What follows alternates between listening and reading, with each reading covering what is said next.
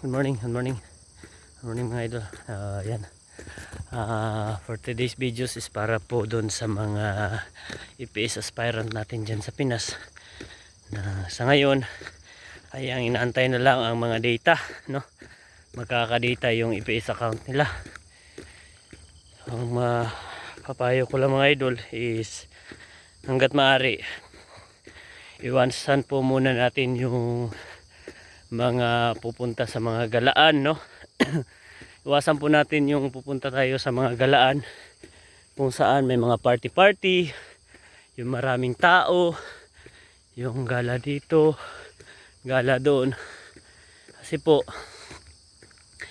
ang mangyayari po may final po tayong medical, no?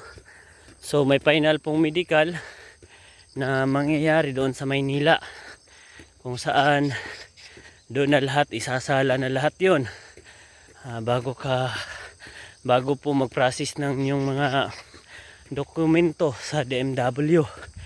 So doble ingat po kasi nga po is pag tayo po ay nagpabaya sa ating sarili is ang mangyayari po niyan may tendency na hindi ka po makapunta dito kasi marami pa kasi marami po mga tendency na mangyayari na pag nagpabaya ka sa sarili mo, pagdating mo sa medical is mabagsak ka, no? Marami po kasing senaryo na yung sa lahat po ng nagpapamedical, marami pong nababagsak. Gawa nga pong yung iba nagkaka-COVID, no? May nagkaka-COVID. So, yun lang po. Ang may ano ko lang doon sa mga IPS aspirant natin na pumasa na sa exam, pumasa na sa skill test, at saka naging pumasa na din sa medical, sa provincial medical, no? So congrats, and wag po muna tayong masyadong magpakasaya, no? Wag po muna tayong masyadong magpakasaya sapagkat marami pa pong dadaanan, no? Marami pa pong dadaanan bago po kayo makapunta dito. Tandaan nyo po, hanggat hindi pa kayo nakatungtong ng Korea, wag po muna kayo mag-celebrate. Yan lang po ang mapapayo ko. Wag lang po muna kayo mag-celebrate na gala dito, gala doon.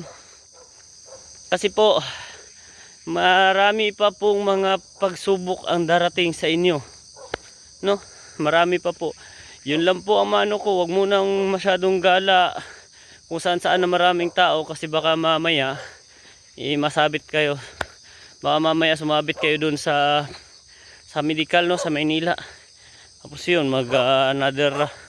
another buwan na naman ang antayin ninyo. As long as na kaya nyo naman pigilan sarili nyo na wag munang gumala, gawin nyo na. At saka sulitin nyo na din po ang makasama ninyo ang pamilya ninyo na nandyan pa kayo. Yan lang po mapapayo ko talaga. Sulitin nyo yung mga mahal nyo sa buhay na makasama nyo hanggang nandyan pa, no? And yun lang. Magandang umaga sa inyo lahat. God bless. Kasi tapos na po yung aming vacation na 6 na araw. Ngayong araw simula ulit kami sa aming trabaho. Yun. And God bless and magandang umaga po sa inyo lahat. Adios.